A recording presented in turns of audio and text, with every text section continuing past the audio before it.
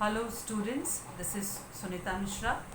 So as you know that we are studying the chapter matter in our surroundings, and in that we have studied so many topics like characteristics of particles of matter. Then we have learned about latent heat, then effect of the change of temperature and the pressure. So all these things we are going to finish. Now the next topic today I will start is evaporation. So what is the evaporation? That when you exposed in a liquid to air, then after some time we will see that the liquid will be decreases in its volume. So how this happen? Because the rate of evaporation or the process of evaporation takes place. So what is an evaporation? The evaporation is a process by which the liquid is changes into vapor or gas, and that will be even below its boiling point. That means whether the liquid has reaches its boiling point or not, but evaporation process takes place. So wherever the temperature where we required at the evaporation takes place, the latent heat of vaporization that should be supplied whenever a liquid changes into a vapor or gas. That means the latent heat is always supplied to the process of the evaporation. Now we see that various things has an example of the evaporation, like the wet clothes that dry due to the process of the evaporation. Then we get the salt that is also from the sea water, that is also an example of the evaporation. Now how can we explain this process? What is the cause of this evaporation? So we know that some particles in a liquid always have more kinetic energy than the others. That means in a liquid some are having the more kinetic energy and some are having the less kinetic energy.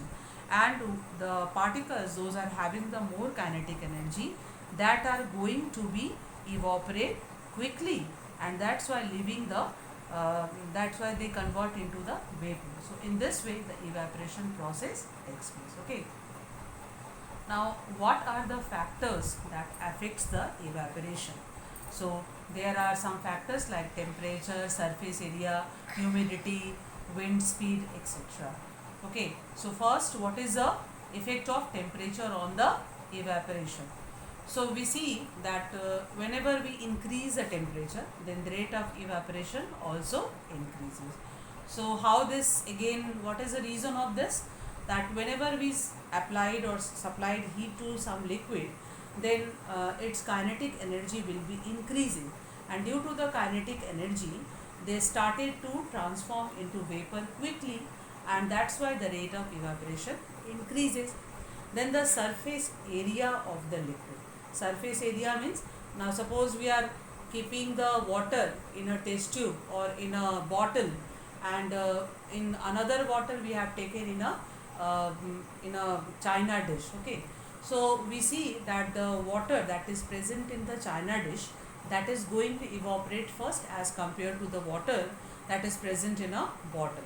That means here the surface area will be greater, the more will be the evaporation. Okay. Then humidity of air. Humidity means the presence of the moisture in the air. So we see that when the humidity of the air is low, then the rate of evaporation is high. Okay. So we will see that the wet clothes take a long time to dry when during the rainy season. So when we are going to dry the wet clothes in rainy season, it takes more time as compared to the dry season. Okay. Then fourth is a wind speed. So the rate of evaporation of a liquid, that increases with the increasing wind speed. So when the speed of the wind increases, the particles of the water vapor move away with the wind. Okay, and that's why this increases the rate of the evaporation of the water. So these are all the factors on which the evaporation depends. Okay, so today up to this, and I will tell you more in my next class.